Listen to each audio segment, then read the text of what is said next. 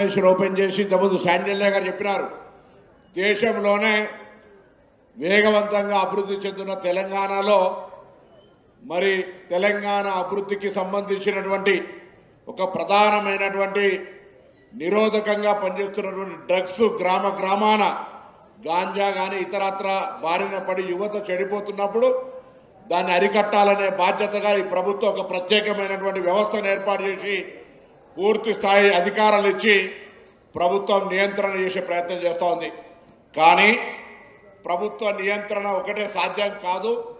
ఈ యొక్క కార్యక్రమము భవిష్యత్ తెలంగాణ నిర్మాణానికి అవసరమయ్యేటువంటి యువకులను సన్మార్గంలో నడిపేటువంటి ప్రభుత్వ ఆలోచనకు అనుగుణంగా తెలంగాణ ప్రతి పౌరుడు కూడా నోటు డ్రగ్స్ లోపల భాగస్వామి కావాలని ప్రతి సంవత్సరం ఈ ప్రోగ్రాం చేస్తూ ఉన్నారు. పోయిన సంవత్సరం జలవిహార్లో ఈ కార్యక్రమం జరిగింది. ఇక్కడ వాళ్ళందరూ కూడా మనం ఒక నోటు డ్రగ్స్ కు సంబంధించిన వాలంటరీగా మారి ఎక్కడైనా సమాచారం తెలిస్తే టోల్ ఫ్రీకి ఇవ్వడం కానీ, మనం మిత్రులతోటి వివిధ సందర్భాల్లో కలిసినప్పుడు డ్రగ్స్ అనేది ఏ విధంగా మహమ్మారిగా మారి యువతను ఏ విధంగా క్షీణింపజేస్తుందో చెప్పగలిగేటువంటి పరిస్థితి జరగాలి.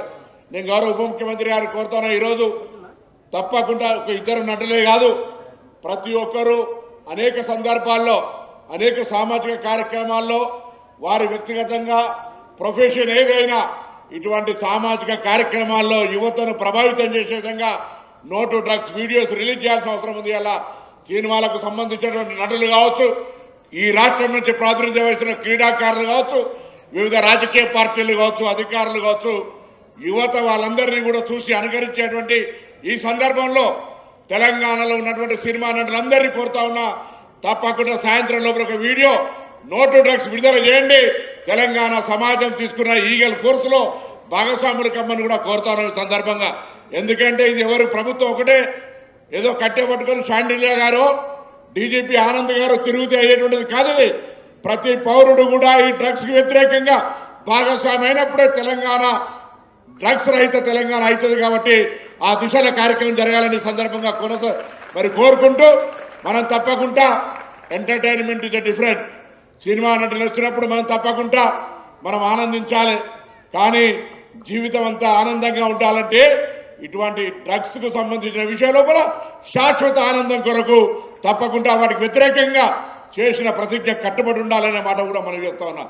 అంతేకాదు, మనం కట్టుబడి ఉండడమే కాదు, ఇతర భవిష్యత్తులో మనల్ని చూసేటువంటి వాళ్ళకు కూడా ఓహో డ్రగ్స్ అంటే ఇంత ప్రమాదకరమా. ఎందుకంటే చెడు చాలా తొందరగా ఆకర్షితమవుతుంది. మంచి ఎంత చెప్పినా చౌకెక్కది. తల్లిదండ్రులు చెప్పినా, స్నేహితులు చెప్పినా, అధ్యాపకులు చెప్పినా చెడు తొందరగా అట్రాక్ట్ అయితే తప్ప వాళ్ళు ఎంత మంచి చెప్పినా అట్రాక్ట్ కాదు. సామెత ఉంది, చెడు అబద్ధము మనం గడప దాటే లోపల ఊరంతా తిరిగి మన గడప కాడికే వస్తుందట. మంచి మనం ఎంత చెప్దాం అనుకున్నా మన గడపలకే బయటకు పోవడానికి కూడా దానికి చాలా కష్టమవుతారు. అందుకే దయచేసి ప్రభుత్వం తీసుకునే ఒకటే ప్రభుత్వ కార్యక్రమం ద్వారా మాత్రమే ఈ డ్రగ్స్ రహిత తెలంగాణ సాధ్యం కాదు. ప్రజలందరూ భాగస్వామ్యం కావాలి. యువకులు యువతి అందరూ కూడా ఈ డ్రగ్స్ రహిత తెలంగాణకు ప్రభుత్వం తీసుకున్నటువంటి ఒక యుద్ధంలో భాగస్వాములుగా, సైనికులుగా ఈ సమాజాన్ని కాపాడడానికి ఒక కర్తవ్య నిర్వాహకులుగా కావాలని కోరుతూ పోలీస్ శాఖను ఈ యొక్క ఈగల్ ఫోర్స్ కు శాండిల్య గారిని నేను చూస్తా ఉన్నా.